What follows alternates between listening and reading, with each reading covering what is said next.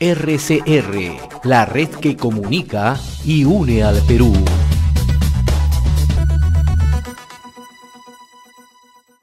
Y de acuerdo al Instituto Nacional de Estadística e Informática, 1.600.000 limeños tienen empleo precario o mal remunerado. Esta cifra, según el INEGI, representa 531.000 más del registro prepandemia. La pregunta es, ¿qué factores están pesando en este aumento de la precariedad del empleo en Lima, que hoy está celebrando 488 años de fundación española? Se lo vamos a preguntar a Fernando González, economista senior del Instituto Peruano de Economía, a quien le agradecemos la amabilidad de compartir esta comunicación. Fernando, buen día, ¿cómo estás? ¿Cómo estás, José? Muy buenos días. Esta precariedad en el empleo en Lima, 1.600.000 personas, ¿a qué obedece? ¿Qué factores hay detrás de todo esto? Bueno, en primer lugar, como mencionas, José, efectivamente el INEGI publicó hace unos días un reporte de empleo en Lima con los datos ya cerrados a diciembre del 2022, y esto nos permite tener un panorama completo de cómo se ha venido recuperando el empleo a lo largo de todo el año pasado, ¿no? Y lo que observamos es que el empleo en Lima metropolitana, y esta tendencia en general también se observa en las zonas urbanas del país, es que se ha recuperado en cantidad, sin embargo, a costa de una menor calidad. Ha habido un incremento, sobre todo del subempleo por ingresos, que es aquel subempleo que afecta a los trabajadores que, si bien tienen trabajo y trabajan horas adecuadas a la semana, su nivel de ingresos no es suficiente para poder cubrir una canasta mínima alimentaria, ¿no? Que la cual es definida por el INEGI. Ahora, lo que tú señalas, Fernando, hay una recuperación en el empleo, pero el empleo informal ha crecido. Entonces, ¿eso qué significa? Que también han descendido el nivel de ingresos. Sí, efectivamente. Este subempleo por ingresos o el incremento de esta precariedad laboral se debe a dos factores principales, ¿no? Por un lado, a lo largo del año pasado hemos visto intentos desde la administración anterior de implementar medidas que de alguna manera han o generaban mayor complejidad dentro de las normas laborales, ¿no?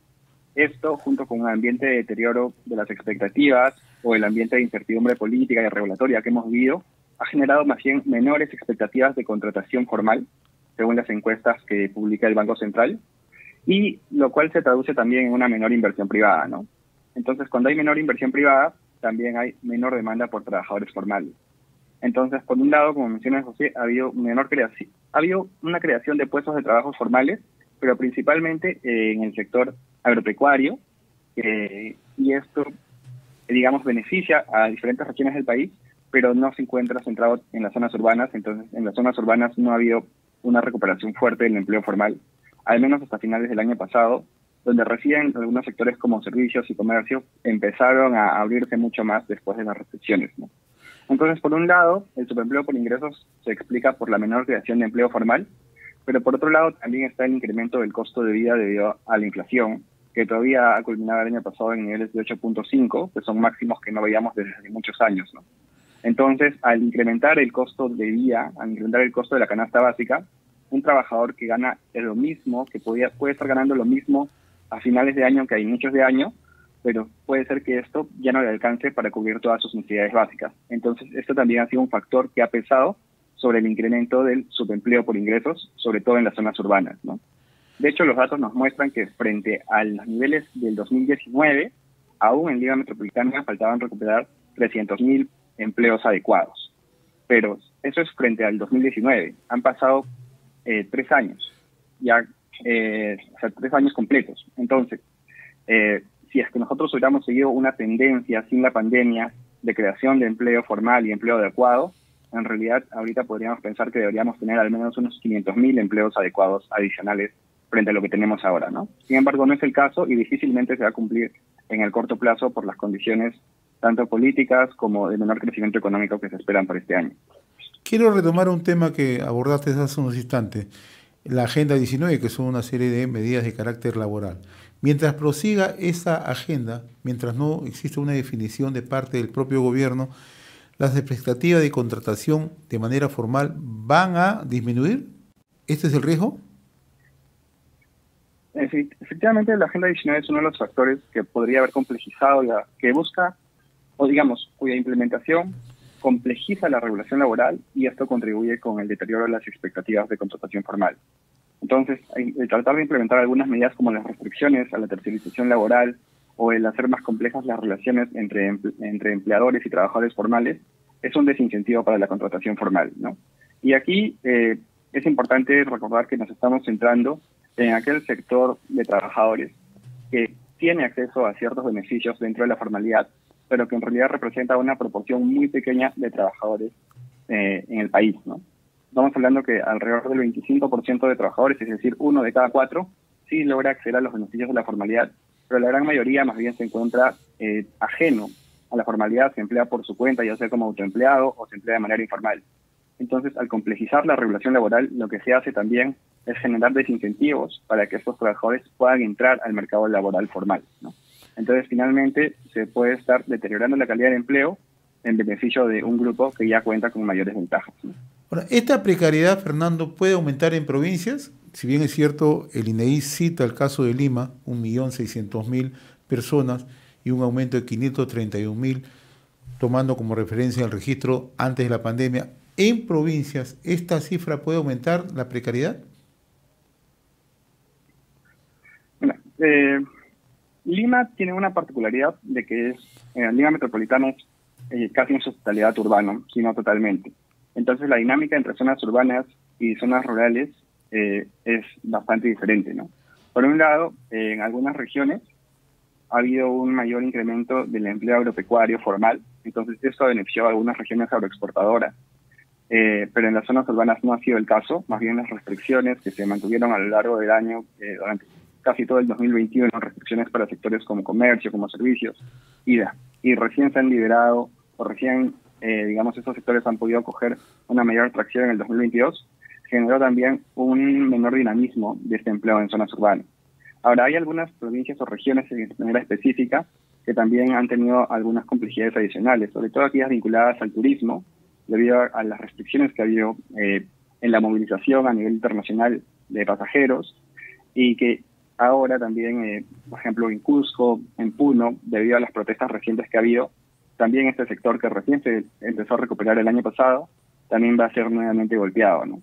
Entonces, hay algunos casos específicos de algunos sectores importantes en algunas regiones del país que van a tener una mayor complejidad para poder recuperarse, y esto sí de todas maneras va a golpear la contratación formal, ¿no?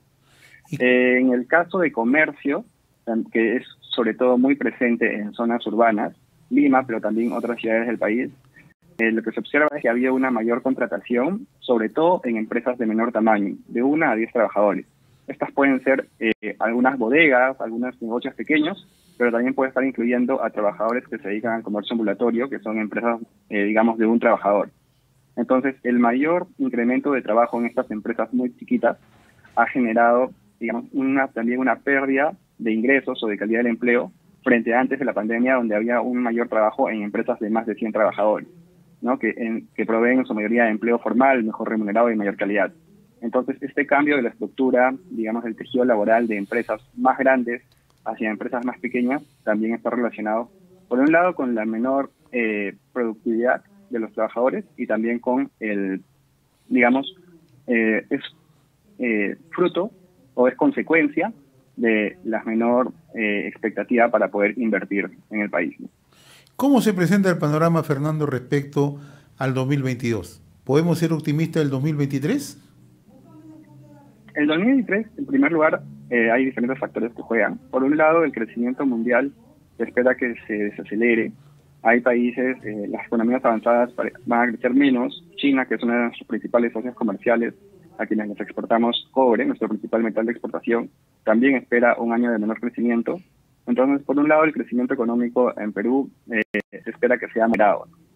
Entonces, esto definitivamente no genera todas las condiciones para poder recuperar el empleo de manera rápida.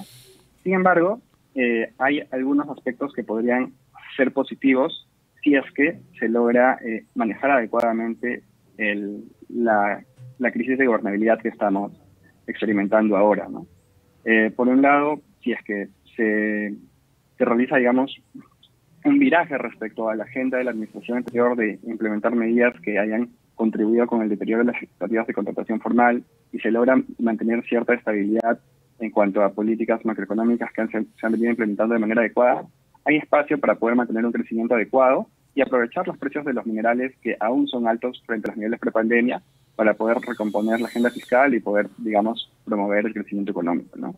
Entonces, es un año que todavía va a estar marcado por cierta incertidumbre, con el crecimiento internacional desacelerándose y con un entorno nacional que, por un lado, puede tener algunas perspectivas favorables, pero que se ve complejizado por la crisis que estamos viviendo actualmente, la crisis de gobernabilidad, y que esto sí, más allá del 2023, también genera una imagen de deterioro de la institucionalidad, de las instituciones, que finalmente también impactan sobre la inversión o sobre las expectativas de inversión ya en el largo plazo, ¿no? Entonces, esto también puede, por último, reducir el potencial de crecimiento ya de más largo plazo del país. Fernando González, economista senior del Instituto Peruano de Economía IPE, estuvo con nosotros. Te agradezco, como siempre, la amabilidad de tu parte, Fernando. Fuerte abrazo, buen día. Encantado, José. Hasta la próxima. Hasta la próxima. Conversamos con Fernando González, hablando de un tema de suma importancia. De acuerdo al INEI, 1.600.000 limeños tienen empleo precario o mal remunerado. RCR, la red que comunica y une al Perú.